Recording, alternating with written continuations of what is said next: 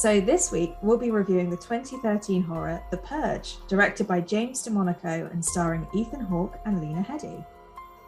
Find your Fright Fix anywhere you listen to podcasts and follow us on social media at Fright Fix Podcast, and also subscribe to the YouTube channel. So I'm going to give the normal spoiler warning. If you haven't seen this movie, please go and see it before you listen to the podcast. It can be found on Netflix in the UK. In the distant future of 2022, unemployment is at 1%. America is virtually crime-free. In order for the population to release their pent-up aggression and frustration, the government sanctions a 12-hour period once a year in which all criminal activity is legal. This night is known as The Purge. This film focuses on the Sandin family and how they must try to survive the purge without compromising their personal moral code. Ooh.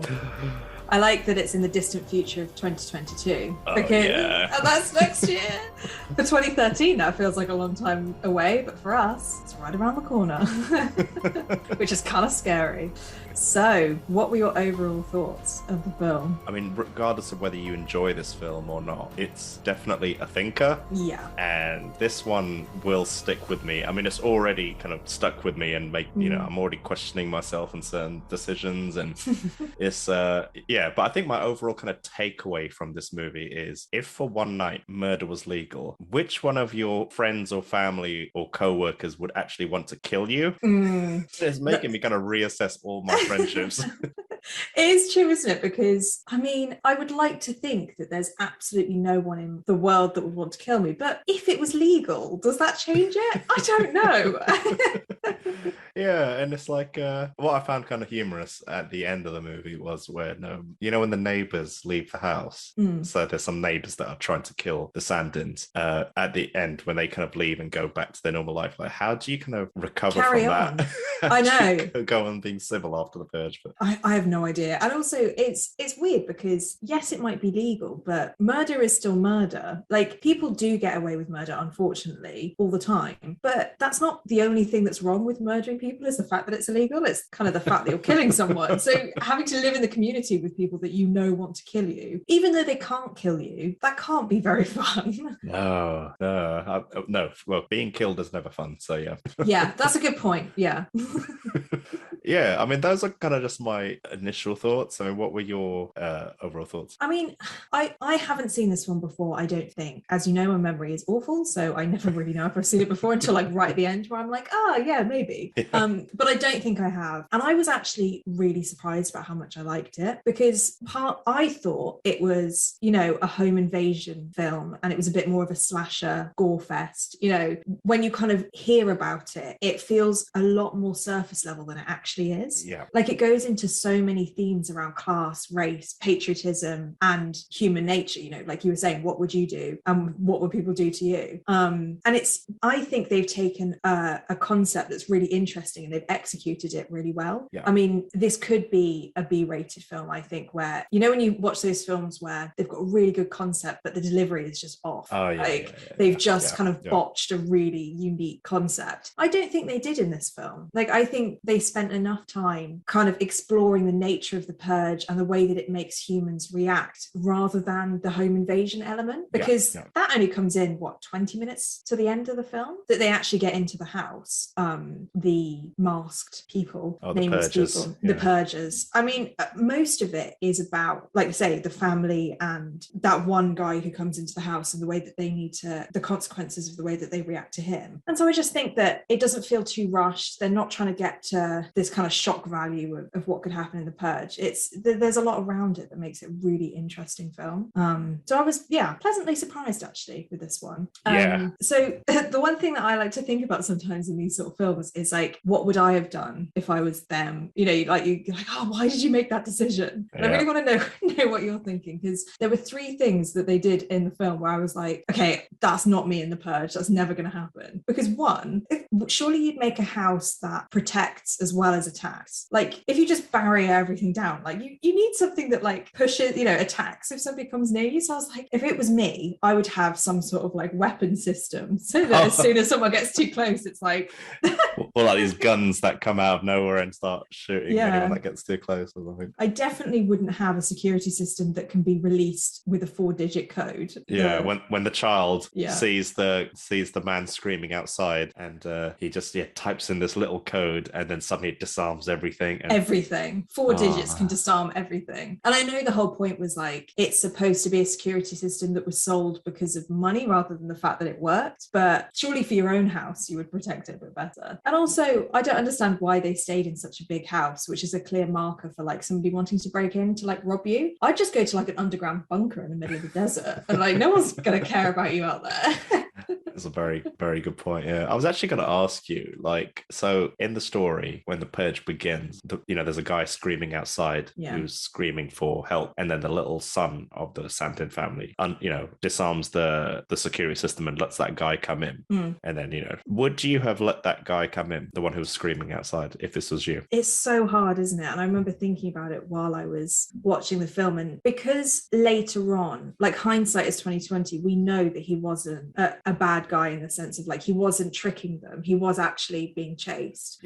But then the other part of you is like that's a very easy way of trying to get into someone's house. Like if you just want to start killing people, you just say please let me in, like I'm not going to hurt you, and then just go in and kill people. But I don't know if I could live with myself knowing that my active decision not to let somebody into the house would result in their death. Like it's just such a but then the other side is, are you protecting your family from the what would you do? I hope you've got a straight answer, because you're like, no, he's not coming in my house. Oh dear, it's such a difficult one, because what would I do in reality? Now here's where I'm probably going to hate myself for saying this, but I think I probably would have, oh goodness, I'm such a bad person. I don't think I would have let him in. I think I would have just kept the doors locked and not responded, and just protect, like, especially if you get your whole family inside, and there's strangers outside screaming, and you don't, and it's on the one night of the year where people go around murdering. I don't think I would have let him in. It is hard, isn't it? I mean, number one, don't look at the security systems. They don't look at what's going on outside, and then you'd never know unless they come bang on your door.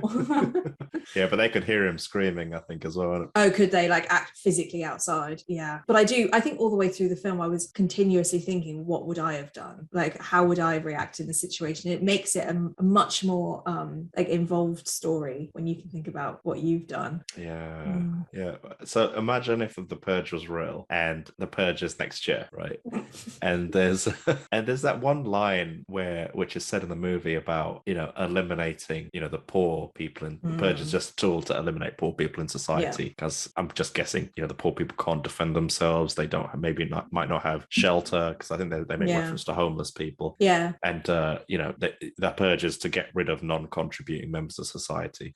Like, what are your thoughts on that? I just think that the reason that we have homelessness and the reason that those things happen is because of the inequalities that are already within the system. Just killing those people off it's like putting a plaster over a gaping wound. Like you need stitches. You need to actually make a difference to society, not just because there'll just always be people at that level of life, and you're not doing anything to change that. All you're doing is eliminating that year's homelessness. For me, it just feels like a very unsustainable way of living, because at some point, like everybody's going to be part of the purge. Like you're going to move on to other people, and then when that system's broken down, then you're just going to have to start again. And it's like, okay, well, there's another round of homeless people, now let's do it again. It never seemed to me, it doesn't seem like it would ever work. What about you? You're gonna say yes, it would work. Kill them all. No. I can imagine there's two types of people. Maybe I haven't thought this answer through, so there's a good chance I'm going to say something incredibly offensive, and I'll just end up deleting it out of the podcast. But it's like you got those people that might be thinking overpopulation is a crisis, or whatever. So good riddance, get rid of whoever. But then you got those people that would be like, no, every life has value. Yeah, we're not in any position to be murdering or whatever.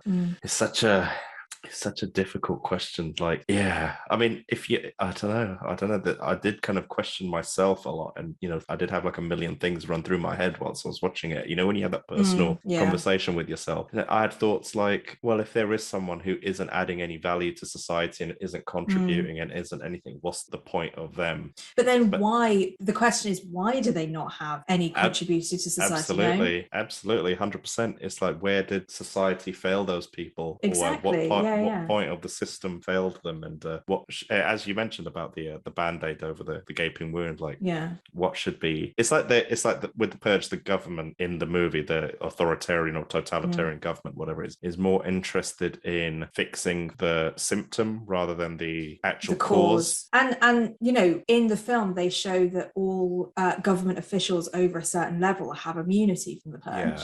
It's for the poorest of the poor, and those people are the people that, like you say, have been failed by the society that are now promoting their killing. But I think what I like about this film is it's really based in reality, not the Purge itself, but the idea behind the Purge of the rich getting richer and the poor getting poorer, and it has very Make America Great Again vibes before that even happened. It was like, it really is like all about America and American values, the second founding fathers or the new founding fathers or whatever they call themselves, and it just hits too close to home, doesn't it? And that's the horror of it. It's a bit too real, and I think that's what makes this movie, I think that's what makes any movie, whether it's horror or not, more special or memorable, when it does touch upon real society, issues in society or whatever. And I mean, right now, look at governments or whatever, it's like, it seems to be, if you're a member of government, if you're above grade 10 or level 10 whatever government official, then you're immune to the Purge. But if you're just the person on the street, whether it's homeless or just working class or low income or whatever, then it's fair game. You get killed, you live, you die, whatever. It's just, and it's like I mean, this particular family in the Purge, or the community that it's set in, seems to be like a fairly well-to-do I'd say they're upper class, like they're almost the 1%, and they're all convinced that they're immune to it, that all they got to do is put this little flower outside their house and the Purge will wash straight through them. And it very well could have washed straight through them, like the Purge could have just passed them, but they, the Sandin family, the youngest child, made the mistake of letting in a homeless person who was being hunted by the Purgers or whatever. So it's just, man, there's so much to unpack, I feel like. Heavy, and they really make a point of it being the upper classes, the white upper classes are the villains, because you don't really see a lot of like the violence between, homeless people or violence between people from lower classes. It's very much like the upper class like going after the lower classes. So they're definitely making a point of like, this system is built for those who are rich and white. It's just, it's like I said, it hits very close to home. So what did you think of the acting and the performances, casting choices? Well, this is the second film in a row that we've had Ethan Hawke as the protagonist. Very different character from his character in Sinister. In this one, he's a clean-cut businessman with kind of straight shooting, cares about his family, but is very kind of fact-based, data-driven, like, we need to protect ourselves, we're not letting this guy in. Like, he's very one-minded. He doesn't seem to have the debates that you and I have been having about conscience and morals. His morals are very set within his family, and that doesn't make him a bad character. It just, I was conflicted while watching him, because he's not wrong to want to, protect his family and not let this guy in. And when they have that horrible scene of potentially killing the guy who they let in, and having that conversation with themselves over whether they should do it or not, I get it. Like, I get why he wanted to let him back out so that the Purgers could kill him, I should say, rather than kill him himself. But secondhand, they are sending him to his death. And I was so mixed, because I kind of wanted to hate his character. I kind of wanted to be like, oh, you're putting your wealthy family's life over this guy's life, and it's so unfair. Sure. But like you said, if you put yourself in that position, like, wouldn't you do anything to protect your family? It's just, but at that point, the thing that kind of pushed me over the edge to think that his character was too sleazy was the whole security system thing, that he'd sold really expensive security systems that don't actually work very well. Like, it only takes a car to pull off all of the defenses. It just made me think, he's done a lot of things for money, and the thing that he wanted the most, which was to protect his family, he actually put money over the top of that, because he didn't build a security system that could save them. Yeah, the thing with that security system was it's a bit of a weird one, because you know that conversation when he's talking about I think his wife's talking about, oh, basically, it's a good security system, whatever. Yeah. And then he starts replying back, no, but technically it can be taken down, anything can be broken into or whatever. And I kind of related to that so much. I think being because I've worked in like IT for like 10 years and whatnot, it's like I think when people buy any kind of system, they generally expect it to just be perfect. I don't know if you can hear Wanda in the background crying, but she's like the backing track to like a really serious thing that you're going to say. Yeah, but it's like you buy anything in good faith, and I think within reason, things should work. Like, so that security system, I bet it would stop a regular person trying to get into your house, and it would probably stop a bullet or something. But if you've got a battering ram or a truck gonna pull it off with chains, then obviously it's not gonna work. So I could in Ethan Hawke's voice, I could tell that he was trying to set expectation. He was trying to not overpromise, or he was just like, it's supposed to be secure, but if you have a battering ram, it obviously it won't be. So I think I got the impression he did it in good faith, because earlier on in the film he did say something like to someone else that he wouldn't, the security system he sold them, he uses it himself as well. And that's the thing. The best or whatever. So. Like, if he had used it himself, I suppose it does show that he trusts it to an extent. But part of me is like, you should have a security system that can withstand a battering ram, because somebody could do that because it's legal. It should be like. But that's when my bunker, go out into the desert and hide bunker idea is way better and cheaper. Absolutely. It's like a nice little holiday. Go to a little bunker, you'll be fine. But yeah, I was kind of conflicted about his character, but I was also very surprised by, massive spoiler, his death at the end. I didn't know he was going to die, obviously, and it kind of came out of nowhere, and I was like, it was very surprising. And to be honest, I do kind of like that in films when they do kill off the main characters, because it is something that I always think, oh well, the main characters will be fine. It's always going to be the secondary characters that die, and when it does happen, they have taken that extra step, and then I think, okay, I do appreciate that. But yeah, I think his name's Reese Wakefield, who plays, I think he's called the polite leader, who's the guy who knocks on the door. Great idea for a character. Loved the way he smiled. He was vicious and disgusting, but he was in this costume of a very upstanding member of society who's doing everything by the book, and he just wants what's rightfully his. And they could have gone down the road of him being really angry and scary and violent, but I'm really glad they toned that back and made him this very creepy character who is extremely dangerous, but is kind of disarming in the ways that he speaks, because he's almost reasonable in the maddest way possible. I really valued that character, actually. What about you? What did you think of the acting and casting? Not too dissimilar to what you've said, to be honest. I think you kind of summed it up nicely. I thought the cast was great. Everyone was great, I thought. And obviously Ethan Hawke is just class as always. I think he kind of definitely adds like value to this cast, and I thought he brought some reality to the role. Like, he didn't just say stupid things. I felt like he there was loads of times throughout the movie where he spoke logic, he spoke reason, and he spoke like what you would expect him to speak. So because with these movies, they kind of, especially horror, like it's so easy for characters to be written in a way where they just say the dumbest things. Sorry, I don't know if you can hear Wanda. She just is not stopping. She's trying to get into the room. Characters normally in horror movies say the opposite of what the audience wants them to do. It's like, no, don't run upstairs. Like, But in this film, I feel like everyone, like there's this franticness to the cast, especially the family, where everybody had their moment to speak sense, but then everybody also had their moment to be ridiculous and do the wrong thing. And I don't know, I just felt like it bounced my feelings around quite a bit. And but I bought it. I was totally into it. Like, especially I thought Lena Headey was really good as Ethan Hawke's wife, and she kind of brought if Ethan Hawke was the kind of, the fact-based, made all these decisions, based on fact, and kind of his priority was just keep family safe. Lena Headey was the kind of character who was the moral compass, I suppose.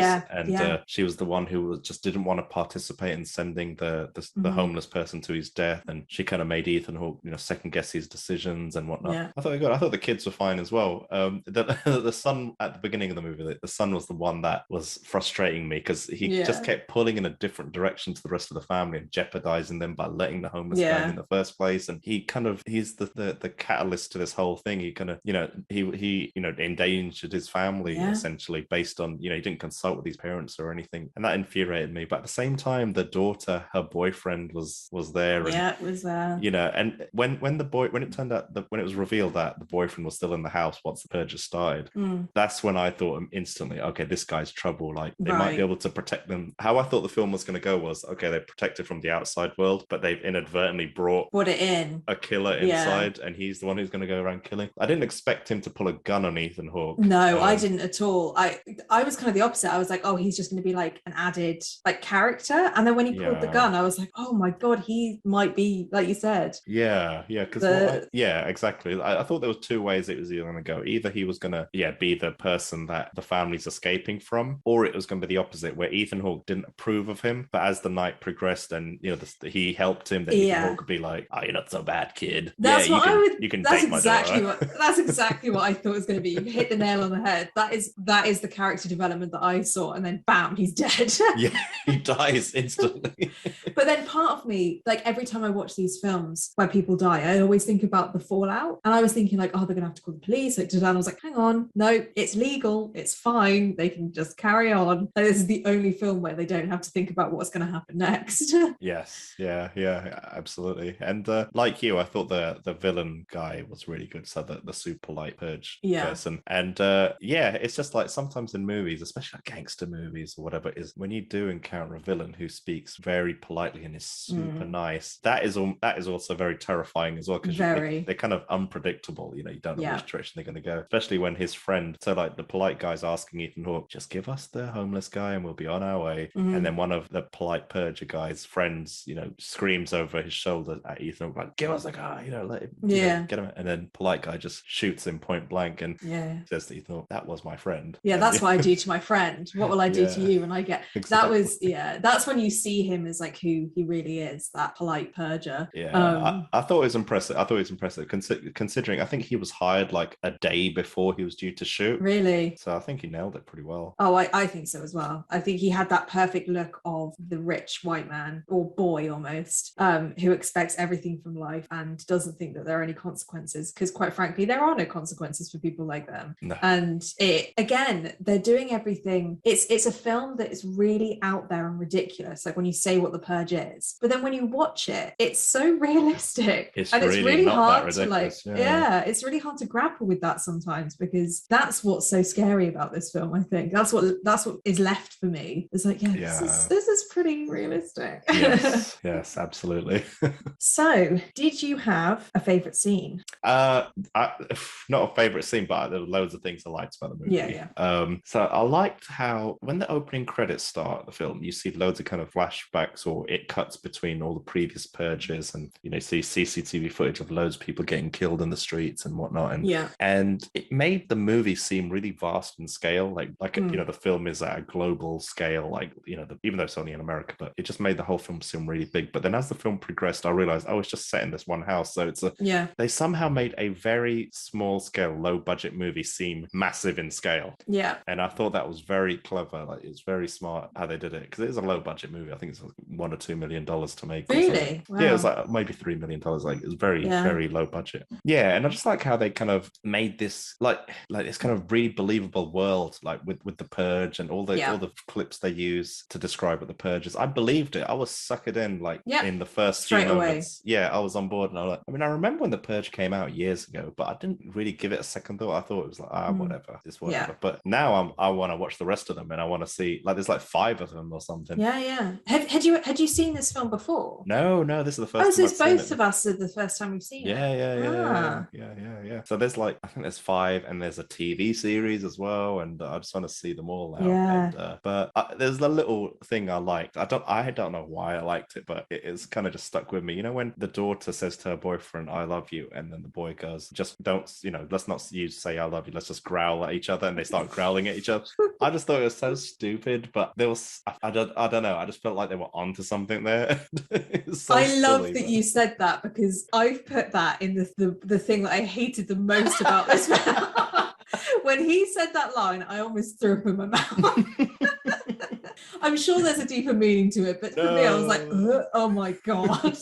Like, I don't care what happens in this film, who gets killed. That is the worst scene I have ever seen. Yeah, okay. Oh, that's fair enough. Yeah. I mean, I don't have to come back from that, but it was how I read that bit was this guy is going to betray her. I thought that's what's going to happen. Like, he didn't even say I love you, like, but she did. And I don't know, there's something about that. I thought you're totally right. It sets up their relationship in a perfect, even though it's really cringy for me, it does set up their relationship as she loves him more than he loves her, because she says I love you and he says, I can't believe I'm actually saying it, let's growl instead of say I love you. But also, like, if you think about it, the growl could be that, you know, it's like a physical guttural reaction, and you're not saying I love you, you're being a much more physical about it, and he ends up trying to win her over through killing her dad. Like, that would have been okay. Like, he does everything through like a physical way. And I might try that with Jess later on today, just growl at her and see how she will takes punch you. She probably will. She'll be like, what are you doing, are you okay? Oh, I fully expect that response.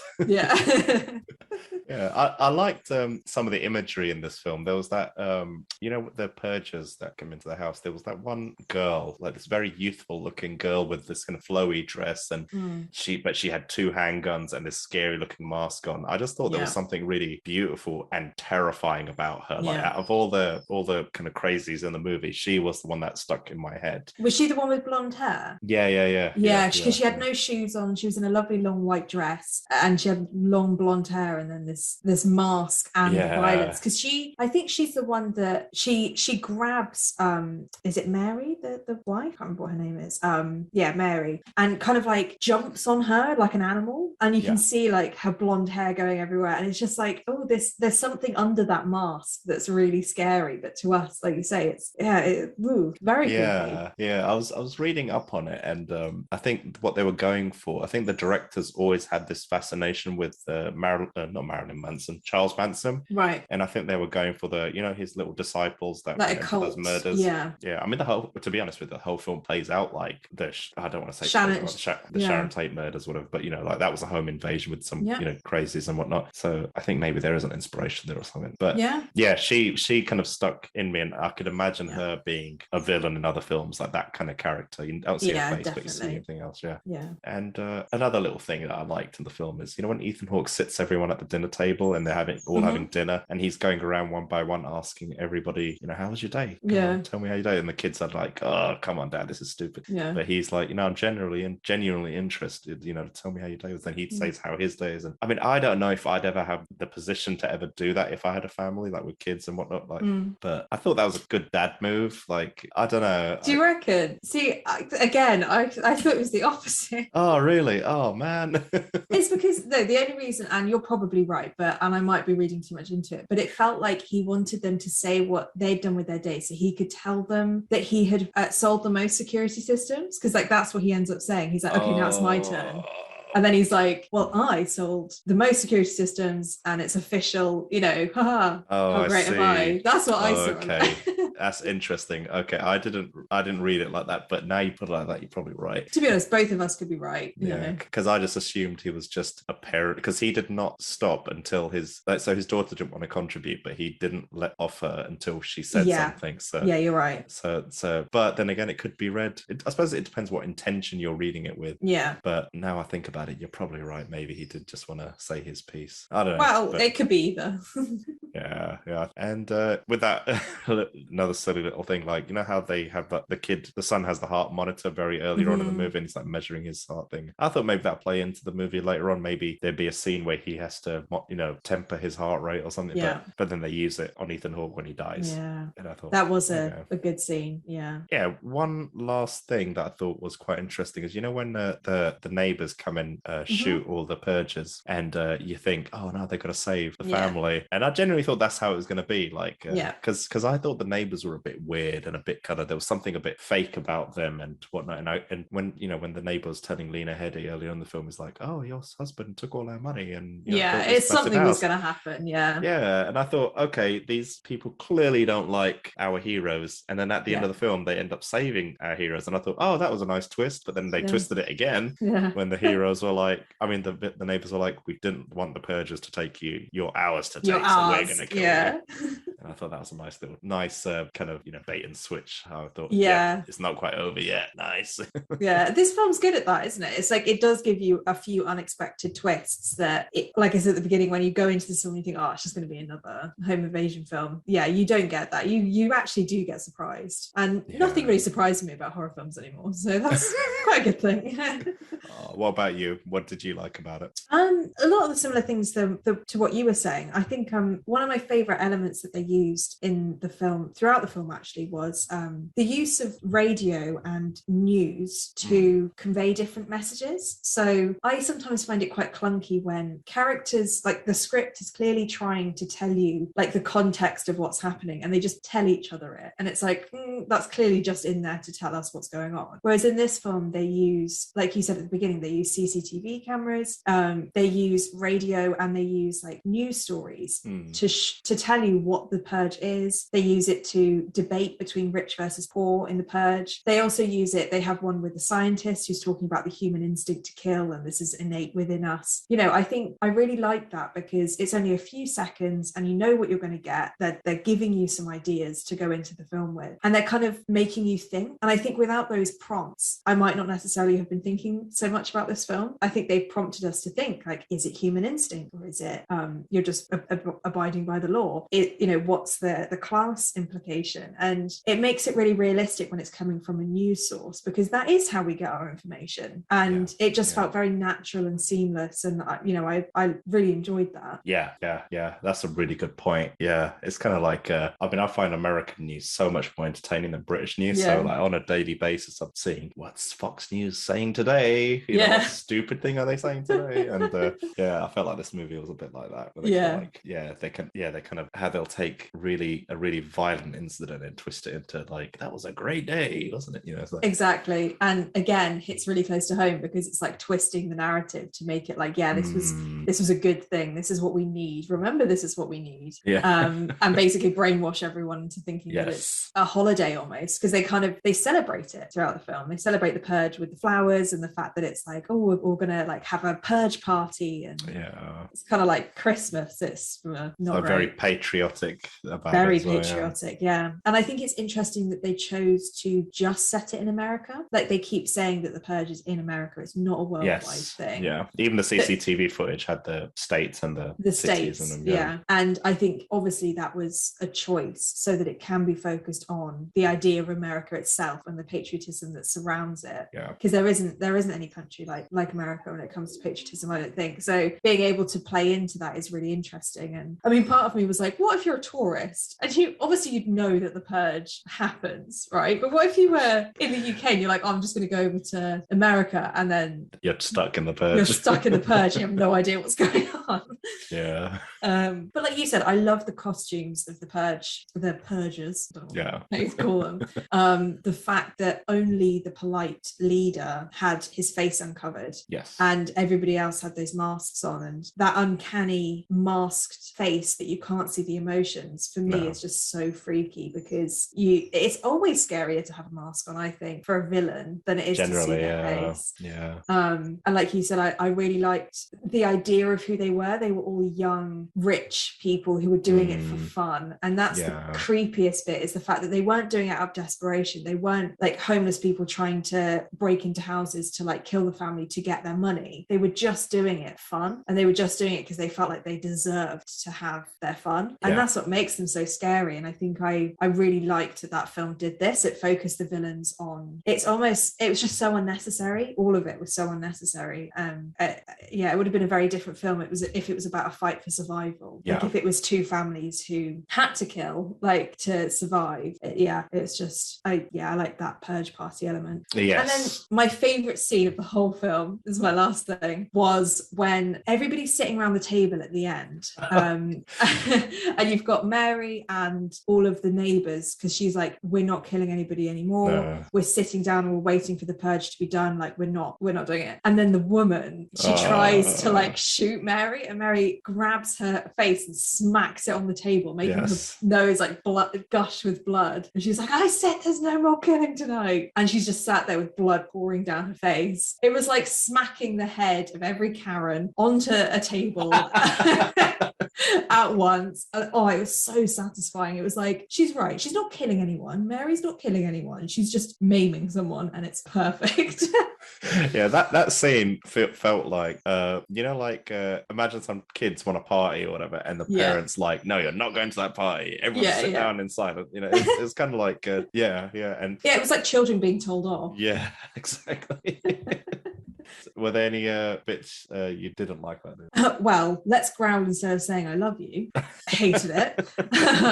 It was actually really small things. And it was one of the things that stood out, which always annoys me, and I understand why films do it, but it annoys me so much, is when they have teenage girls dressed in schoolgirl uniforms, but they're not real uniforms, with the high socks and the really short skirts. And it's like, I understand there's like a sex appeal or whatever, but for me, it's just like, it's so unnecessary. This film didn't need to do that. It for me, it lowered the quality of it in a way at the beginning. Sure. I was like, you just don't need that. Like, make her a character in herself. Don't make her like the sexy schoolgirl, because she could be so much more than that.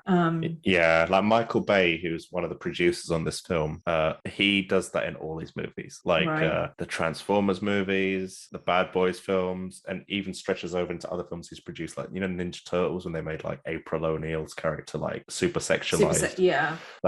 That's him in all of his movies. I would not be surprised if that was one of the notes to the production team or whatever. So you can tell that it's done on purpose, but for me it's just like so unnecessary, and it just makes this film seem, even though as it goes on it completely redeems itself, but that's one of the first elements that you see. So when you're still trying to figure out if you like the film or not, one of the things you're hit with is like almost like a cheesy nature to it, and it just it was unnecessary. I agree, it didn't have to be there. Absolutely. And then this is literally the tiniest thing ever, but actually you mentioned the dinner scene where they were all talking about their days, and I think it's a totally just like an artistic choice that I don't necessarily like, is when you have scenes where the camera is so zoomed in on people's faces that you can't really get a sense of where they are or like how they interact with each other, because that whole scene, it's really zoomed in on each of their faces. And I kind of understand that, you're looking at their facial expressions and you're looking, but I feel a little bit claustrophobic in scenes like that. I kind of want there to be a bit of space so I can see how they interact with each other. It just felt like, and because it was near the beginning of the film, I was really worried that the whole film was going to be like that. Oh, right. Okay. Like really zoomed in on faces, not being able to get your bearings about where you are, but it didn't end up being that way. So kind of a bad thing, but it was so small that it didn't actually change anything about the film. Fair. But it still made you feel uncomfortable. It's claustrophobic almost. That's the only thing I can describe it as, is like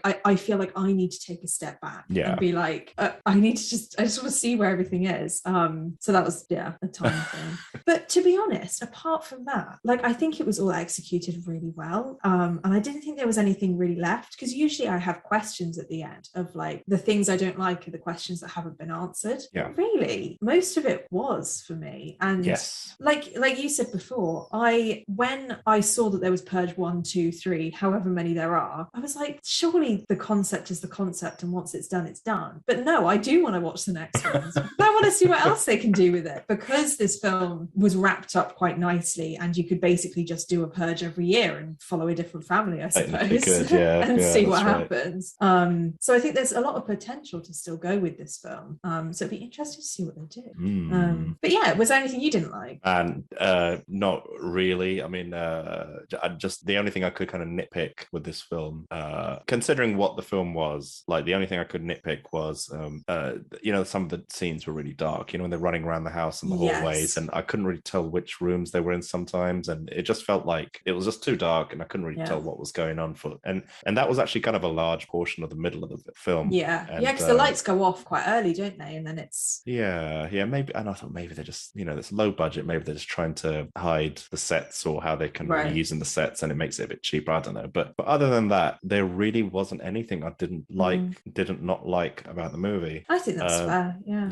It's just I picked that because I had to pick something. You can't say nothing. But I was very close to saying no, there was nothing that I didn't dislike in this film. Taking into account what this movie is, I mean, the movie makes its agenda quite clear from the opening credits and what it's all about and whatnot, and I like A lot of it. Yeah, there wasn't really much I didn't. Yeah. Okay, well, a question then. Yep. Do you count this film as a horror film? Well, that was... I was actually going to talk about it after, but no.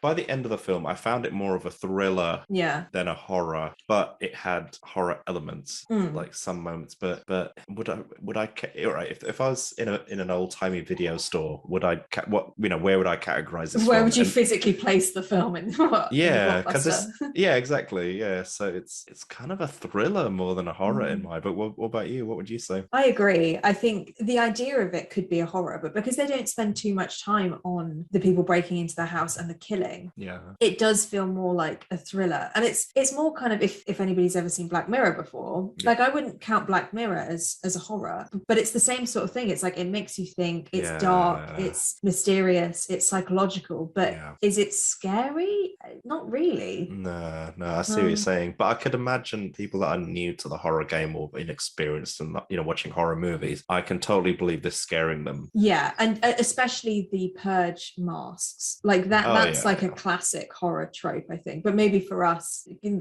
I was never scared. Yeah, because I can imagine my sister watching this and she would find this scary. Yeah. Okay. Yeah. So maybe it's like it's more of a light horror verging on a thriller than it is like horror. Yeah, but absolutely. Yeah. So it's time. What is your Fright Fix rating? I mean, there's not really much I can add that hasn't already been said in this episode, but I had a really good time with this movie. Yeah, I loved the concept, and it was not at all what I was expecting it to be. Like, I did not read up on this film or anything going in, so I watched it totally blind. In my head, I thought Purge. I'd heard something about people, one night a year, people killing each other. I thought that was it, but the whole home invasion thing, and sorry, Wanda is really crying right now.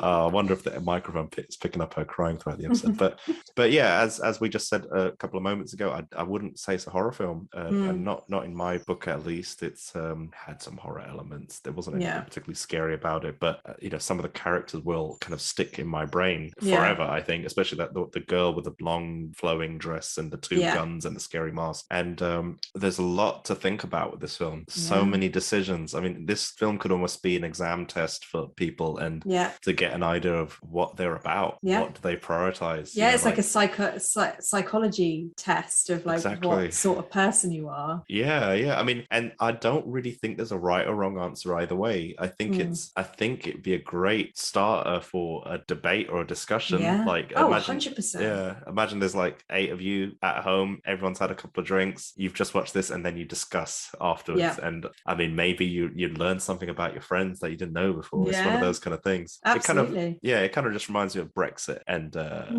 like how I felt like people I'd known for years. I suddenly saw them in a new light, not necessarily negative or positive, just like it kind of brings out what your real priorities are. It's so polarizing, because if you don't agree with someone, like you're the opposite, and then you just start debating and it goes down that road. But absolutely. But I suppose with anything like that is you can really like someone, but you don't necessarily have to agree with their views. Exactly. But I really want to see the rest of the movies in this series, and I don't know if we're going to review them all, but I want to watch them all. And if at any point we do align with we're watching them in the same order, then maybe we could review them if they're worth it or not. But also the film was really short. It was like an hour 20 minutes. 25 hour 25. And I think it did an amazing job with its runtime. It kind of crammed in a lot into its short runtime, and so easy to watch. But for me, my Fright Fix score for this film is 9 out of 10. Brilliant. I think that's a good one. Totally agree with everything you were saying. And while I was watching this film, do you remember those books when you were younger where you had to make decisions throughout the book, and then it would say like turn to page I've 56. Got one upstairs. I love those. Side note, love those books. But it feels like those decision-making books where like throughout the film you're constantly thinking about what would have happened if they made a different decision, or like what are the consequences of the actions they've just done. And it feels like you're taken along on this ride of, like you said, questioning your own morality and questioning what you would do and thinking about all the possibilities. Like if the child had not let that guy in, nothing would have happened. If the brother and if the boyfriend had sat down and had a civil conversation, like he could have helped them. There's so many elements of this film that would have changed with people's decisions, and it really does make you think. And I would totally recommend, if anybody we've kind of spoiled the whole film, but if you haven't seen it and you were wondering whether you should see it or not, I would recommend this film to anybody. And I'm sure there'd be lots of people who say, oh, well, it's just The Purge, like it's just another film.